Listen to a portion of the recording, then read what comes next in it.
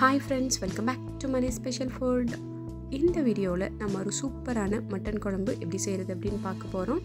Sunday நம்ம வீட்டில் இன்றைக்கி மட்டன் குழம்பு அது எப்படி செஞ்சோம் அப்படிங்கிறத தான் நான் இன்றைக்கி உங்கள் கூட ஷேர் பண்ணிக்க போகிறேன். ரொம்ப டைம் ஸ்பெண்ட் பண்ணி நிறைய மசாலாலாம் தனியாக அரைச்சி அந்த மாதிரியெல்லாம் எதுவுமே செய்யலை. ரொம்ப சிம்பிளாக டக்குன்னு வைக்கிற ஒரு மட்டன் குழம்பு தான் இப்போ நம்ம பார்க்க போகிறோம். டேஸ்ட் அவ்வளோ அருமையாக இருக்கும். இப்போ எப்படி செய்கிறது அப்படின்னு பார்க்கலாம்.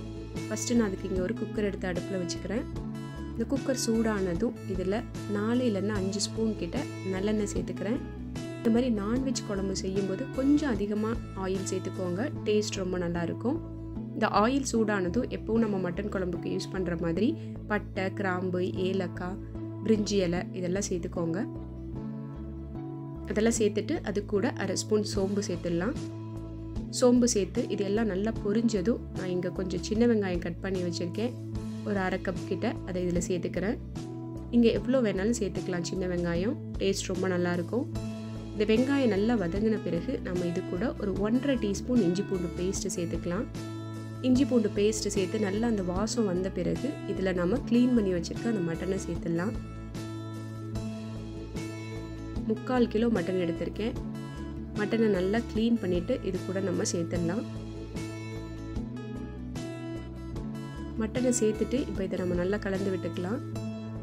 நல்லா ஒரு 5 நிமிஷம் இந்த இஞ்சி பூண்டு பேஸ்ட்டோடு இது நல்லா வதங்கட்டும்.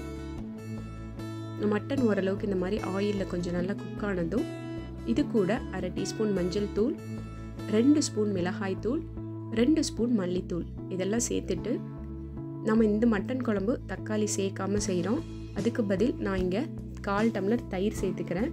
நல்ல புளிக்காத ஃப்ரெஷ்ஷான தயிராக சேர்த்துக்கலாம். ஒரு 5 நிமிஷம் இந்த மசாலா வாசம் போகிற வரைக்கும் நம்ம இதை இந்த மாதிரி கலந்து விட்டுக்கலாம். அடுப்பு மீடியம் ஃப்ளேம்லேயே வச்சு குக் பண்ணிக்கோங்க. இப்போ நாம் இதுக்கு தேவையான அளவு உப்பு சேர்த்துடலாம். இது கூட 2 ஸ்பூன் மட்டன் மசாலா சேர்த்துக்கலாம். வீட்டில் நீங்கள் ப்ரிப்பேர் பண்ணது இருந்தாலும் சரி, இல்லை கடையில் வாங்கினதாக இருந்தாலும் சரி சேர்த்துக்கலாம். அப்படி மட்டன் மசாலா எதுவும் இல்லைன்னா கரம் மசாலா பவுடர் 1 ஸ்பூன் மட்டும் சேர்த்துக்கோங்க. நான் இங்கே 2 ஸ்பூன் மட்டன் மசாலா சேர்த்துக்கிறேன். சேர்த்து இதை நம்ம நல்லா கலந்து விட்டுட்டு நமக்கு குழம்புக்கு எவ்வளோ தண்ணி தேவையோ அதை நாம் இதில் சேர்த்துக்கலாம். இதில் தண்ணி நிறைய சேர்க்காதீங்க, ஒரு 1.5 கிளாஸ் தண்ணி மட்டும் சேர்த்துக்கோங்க. இந்த மாதிரி மட்டன் ஓரளவுக்கு இப்படி வெளியில் தெரிகிற அளவுக்கு தண்ணி சேர்த்துக்கோங்க. இந்த அளவுக்கு தண்ணி சேர்த்துட்டு இதை இப்படியே வச்சிடலாம். கொஞ்சம் இது கொதிக்க ஆரம்பித்த பிறகு நம்ம இதை மூடிடலாம். இப்போ பாருங்கள், லைட்டாக அப்படி கொதிக்க ஆரம்பிச்சிருச்சு. இப்போ நான் குக்கரை க்ளோஸ் பண்ணிடுறேன். அடுப்பை மீடியம் ஃப்ளேமில் வச்சு ஒரு 6 விசில் விட்டிங்கன்னா மட்டன் நல்லா வெந்துடும். இப்போ குக்கர் விசில் ஏர் ரிலீஸ் ஆகிடுச்சு. இப்போ ஓப்பன் பண்ணிக்கலாம். பாருங்கள், நமக்கு மட்டன் நல்லா வெந்துருச்சு.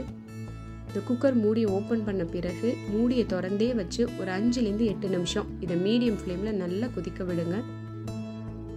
குக்கர் திறந்து உடனே நம்ம அந்த குழம்பை எடுத்து சாப்பிட்லாம். அந்த டேஸ்ட்டை விட திறந்த பிறகு இன்னும் ஒரு 5-6 நிமிஷம் நல்லா கொதிக்க விட்டிங்கன்னா டேஸ்ட் ரொம்ப அருமையாக இருக்கும். இப்போ நல்லா ஒரு 8 நிமிஷத்துக்கிட்ட கொதிச்சிருச்சு. இப்போ நமக்கு குழம்பு செம்ம டேஸ்ட்டாக இருக்கும்.